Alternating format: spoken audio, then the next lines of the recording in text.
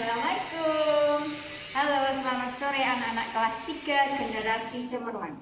Nah, hari ini kembali lagi bertemu dengan Bunia pada KBM online yang ini sudah hari ke-5.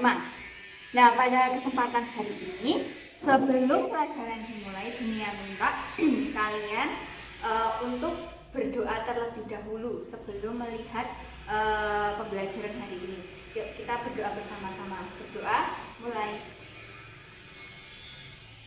Berdoa selesai. Nah, Bunia yakin kalau anak-anak kelas 3 sudah mengerjakan tugas dari pesan Bunia kemarin, yaitu tidak bermain dulu keluar bersama teman-teman dan juga tidak terlalu berinteraksi berlebihan di luar. Nah, semoga hari ini anak-anak dalam keadaan sehat. Pada kesempatan hari ini, kelas 3 akan baca 2 mapel, yaitu mapel Bahasa Indonesia dan juga mapel IPS. Yang pertama di sini yaitu mapel Bahasa Indonesia. Silakan anak-anak buka halaman 39. Itu tentang kegemaran. Nah, di sini Bunia akan menjelaskan tentang drama. Walaupun sebelum UTS kemarin sudah dijelaskan dengan Bunia apa pengertian drama. Nah, sekarang ini adalah tentang bagaimana kita membaca teks drama. Sebelumnya Bunia akan menjelaskan apa pengertian drama. Drama adalah cerita yang dipentaskan. Dipentaskan itu apa, Bunia? Jadi dipentaskan itu kalian sudah memiliki teksnya, nanti lalu kalian itu mementaskan di panggung atau di depan kelas seperti itu. Jadi ditampilkan oleh beberapa orang yang memiliki peran masing-masing.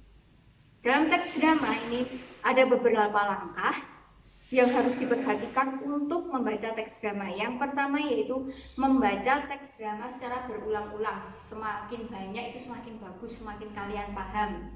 Yang kedua yaitu memahami isi drama. Nah, sebelum kalian mengetahui gimana ya ekspresi saya, nah kalian harus memahami dulu isi dramanya itu seperti apa.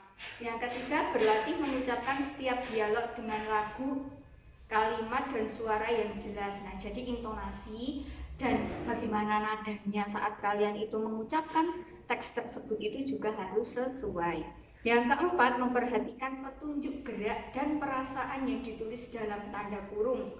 Kalimat dalam tanda kurung tersebut tidak perlu diucapkan. Nanti akan Bunia jelaskan berikutnya.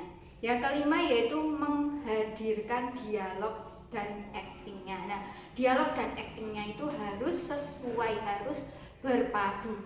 Nah, untuk apa itu dalam tanda kurung itu, Bunia? Nah, katakan ada perkataan yaitu hai, kalian mau kemana, terus melambaikan tangan. Berarti kalian saat mengucapkan teks tersebut kalian sambil melambaikan tangan kepada orang yang diajak bicara seperti itu. Nah, di halaman 39 itu ada dari contoh teks drama. Nah, di situ Bunia akan bermain drama dengan Bu Irfa. Nanti yang berperan sebagai Fadil adalah Bunia dan Delon Angga adalah Bu Irfa. Halo, assalamualaikum. Waalaikumsalam. Sekarang dimulai ya dari Fadil dulu, berarti dari Bunia dulu. Hai, kalian mau kemana? Kami mau pergi memancing ikan.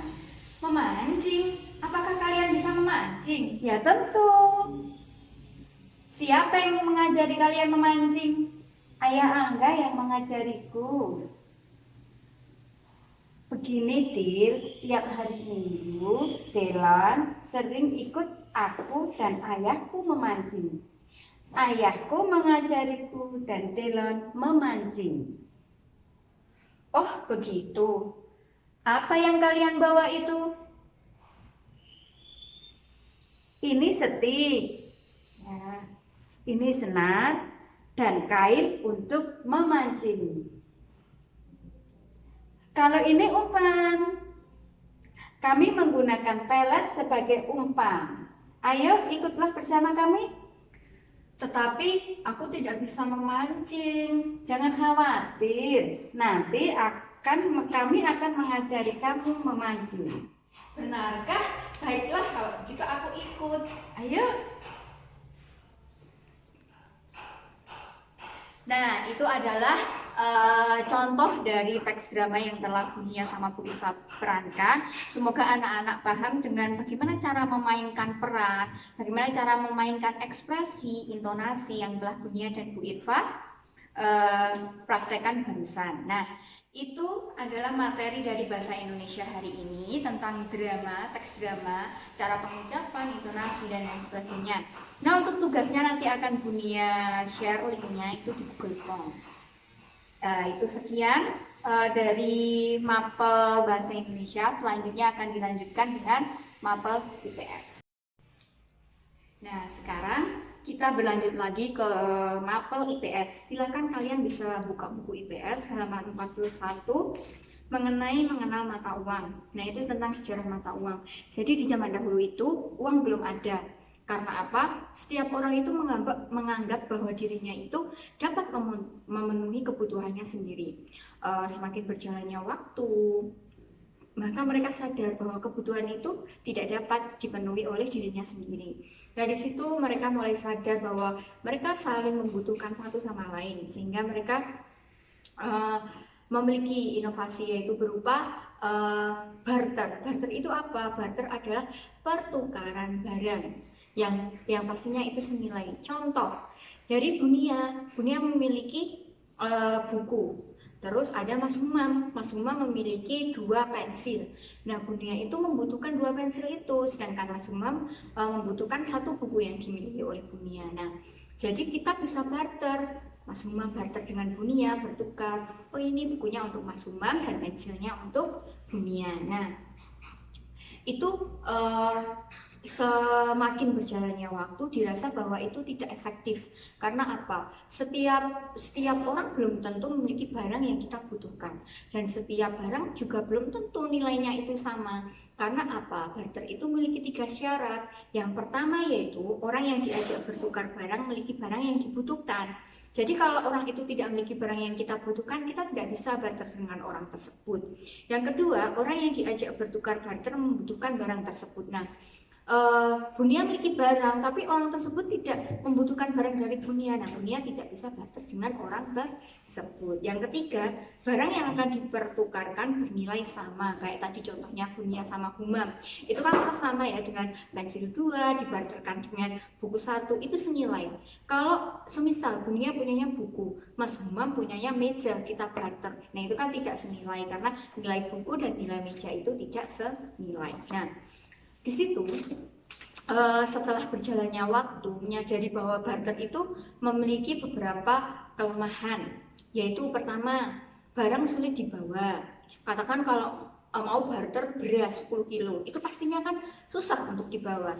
Yang kedua, barang yang akan ditukar tidak tahan lama.